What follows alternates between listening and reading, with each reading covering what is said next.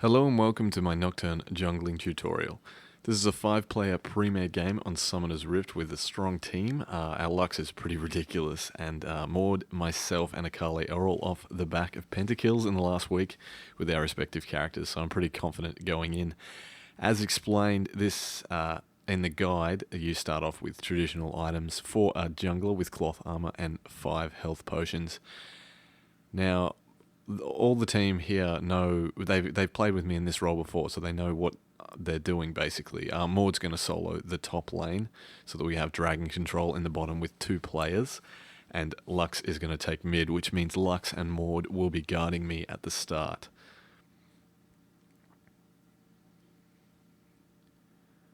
Also, when you're blue, the solo laner is the person that I like to get to initiate on the golem as well, so Maud is going to be the one to leash it by attacking and then running off to his lane.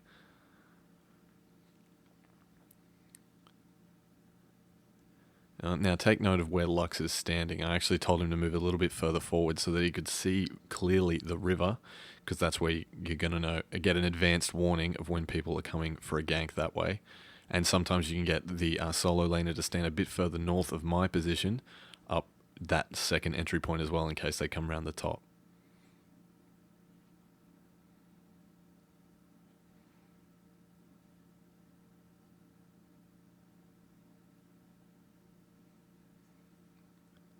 I pretty much explained to everyone before the game what I expected of them, with regards to last hitting and keeping the enemy close to their turret, because that really does advantage a jungler.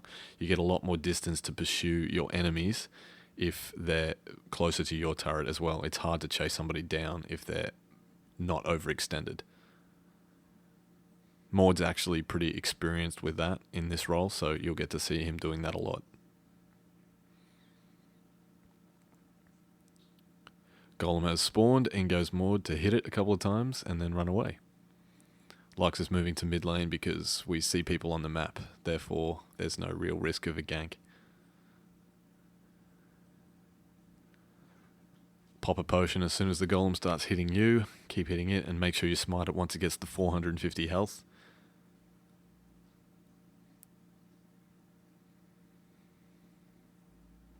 Obviously take Dustspring a second, initiate that on the wolves. Kill the big one first, clearly, because it does the most damage. Keep using potions as you're taking damage as well. You want to stay as close to full health as you can on your route, because it gives you more opportunity to take advantage of overextended and weak enemies with ganks.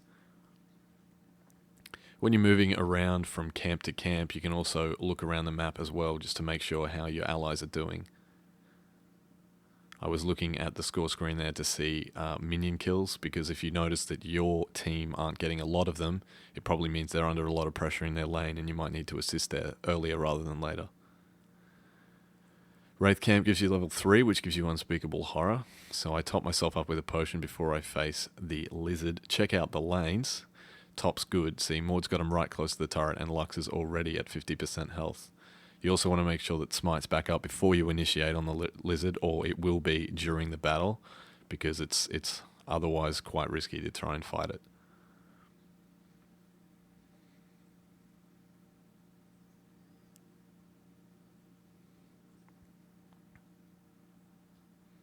I walked the wrong way for some reason instead of going south to golems, but I worked it out fairly quickly. Normally I have a Zillion on my team at this point, and I level up right about now after I killed this first golem, and I was surprised as to why I wouldn't, because normally I'd get an extra point in Duskbringer and then hit that golem with it and kill it a lot faster. So it's actually very noticeable. He's a very good ally. Checking the lanes again. See, Annie's weak, and I could theoretically gank her here, but Lux is pushing her too aggressively out. She's too close to her turret, so I can't be guaranteed the kill, and I might just be wasting my time not getting any experience. So I decide to let that one go. I'm already talking to Maud about ganking top as well after I make my first trip back to base.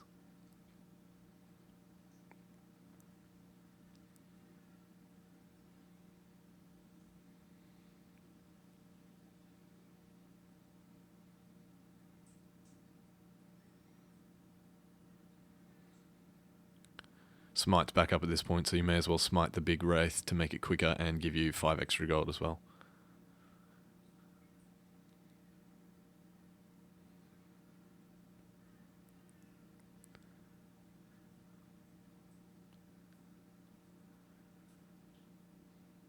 See, Annie's really weak, but without my ultimate, I can't really chase her down from that position. Lux is actually on the side of the river trying to get some kind of shot off.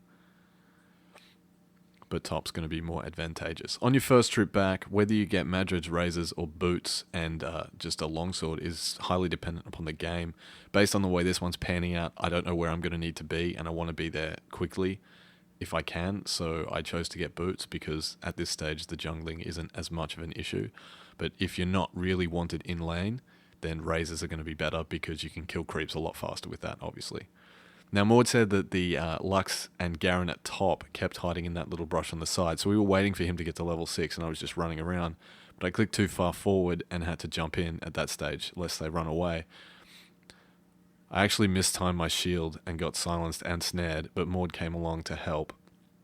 Garen stuck around for some reason to try and fight him, and I shot a skill shot just as he randomly ran away, so we actually missed both the kills there, but we got them both to base, which means that we can put some pressure on the tower.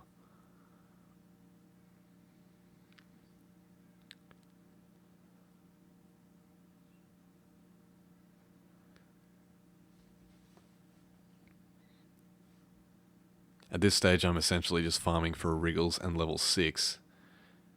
That means that I'm never at risk of being too low to help out with the gank.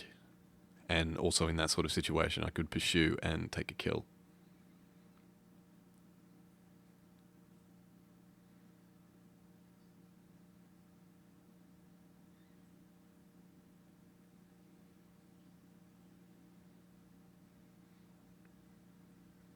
If you're revisiting camps randomly, the Wraiths are the best one, and then Wolves are second best in terms of experience gained and time spent.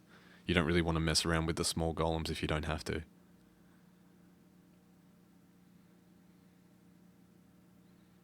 See, Lux is getting a bit pressure in mid now, which probably means that I'm going to be able to go up there and either cover or gank.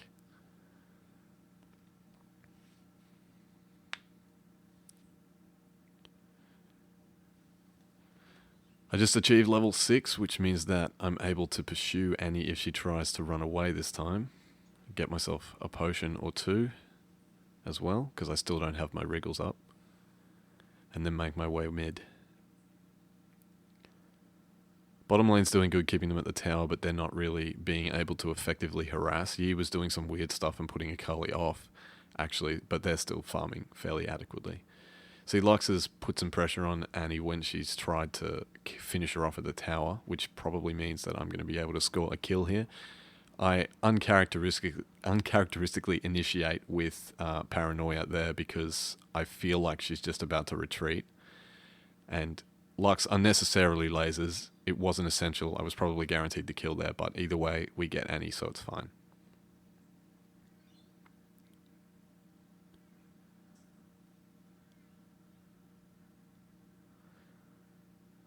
Blue buff is back, so it's a good advantage to take that now. With mid lane dead and bottom lane under no real pressure.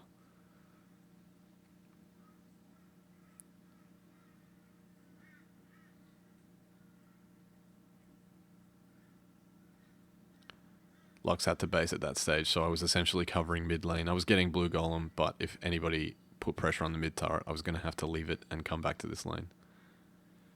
Now just make sure when you're covering lanes that you don't undo all their work by pushing the minion wave out too far. I was pretty much last hitting there. And then I hit Duskbringer to give Lux the opportunity to farm a little bit of cash as well. After I get the Wraith camp again, I'm able to afford Wriggles, which means that I can ward that top brush from Maud because they are just hanging around in it every time. At this stage, there's a bit going on down the bottom, so Lux and I both decide to come down and help.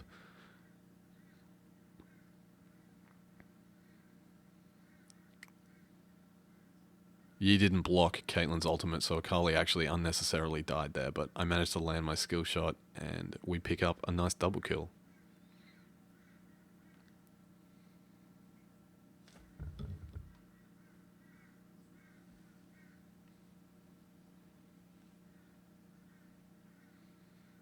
I actually told Yi off for not blocking that shot as well. Really was an unnecessary death. It would have been incredibly easy for him to stop that shot. Now it's time for red buff, then I can go get Wriggles and complete what Maud wanted me to do before. Basically, the top lane is constantly overextended, and all they're trying to do is gank Maud, which is incredibly great for me, which means that it's like very, very easy for us to get 1 or 2 kills from that position, especially if that brush is warded, because I'm always going to know they're there.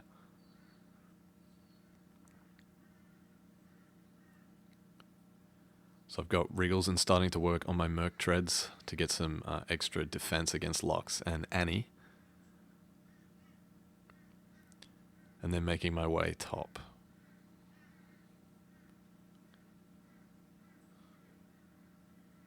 Maud's taking advantage of the farming they're enabling him with by bringing minions close to his turret. But he unfortunately gets snared, lasered, ignited, and judgment. So he dies. I don't think we're going to be able to pick up the kill here because they move back. But as soon as their minion wave's there, they decide to move in again. Again, I have to initiate with paranoia because if I run straight up past the turret, they might start running too early. And I wanted Lux to be able to get involved in that fight as well. And then I ward the brush, and we're able to control that region a little bit more adequately in future. Thanks for watching my guide. There'll be more footage from this game uploaded.